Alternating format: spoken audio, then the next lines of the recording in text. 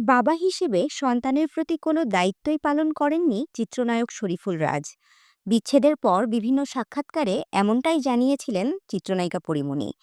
এসবের মাঝেই হুট করেই মাসখানেক আগে বাবা শরীফুল রাজের সঙ্গে দেখা যায় শামীম মোহাম্মদ রাজ্যকে।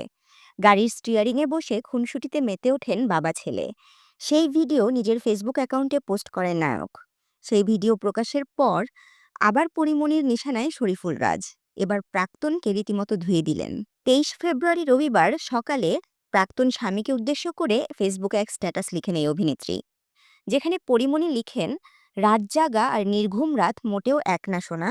মা হয়ে দেখো শুধু, বাচ্চার গায়ে একটা মশার কামড়ও নিতে পারবা না।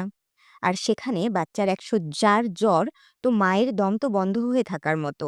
অভিনেত্রী এরপর লিখলেন, তার ওপর একা মা হয়ে বাচ্চার এই ফেস নেওয়া যায় না। Just trust me. রাত জেগে নেটফ্লিক্স, বন্ধুরা, পার্টি, আড্ডা, লং ড্রাইভ অথবা র্যান্ডম ফেসবুক স্ক্রলে লেপ্টে থাকা সবই উপভোগ্য। শুধু বিস্বাদ লাগে এই বাধ্য হয়ে থাকা দায়িত্বের বেড়াজাল, তাই না? কাদের লাগে জানেন? যারা সুযোগ বুঝে বাচ্চার সাথে কয়েক সেকেন্ড ভিডিও রেকর্ডে মিথ্যায় ইমোশন শেয়ার করে সোশ্যাল মিডিয়ায়। শুধু মায়েদেরই এসব বিস্বাদ লাগে না। এরপর শরীফুল রাজকে উদ্দেশ্য করে পরি বলেন, একবার ভাবো তো, দিনের শুরু থেকে শেষ অবধি কি কি করে একজন মা, তুমি ভাবতেও পারবা না। তারপর একটা গালি জুড়ে দেন। প্রাক্তনের প্রতি ঘৃণা প্রকাশ করে পরীমণি লিখেছেন, আমি সব মাফ করলেও আজীবন আমার এই ঘেন্নায় তোমাকে বাঁচতে হবে। মরে গেলে তো বেঁচেই যেতা।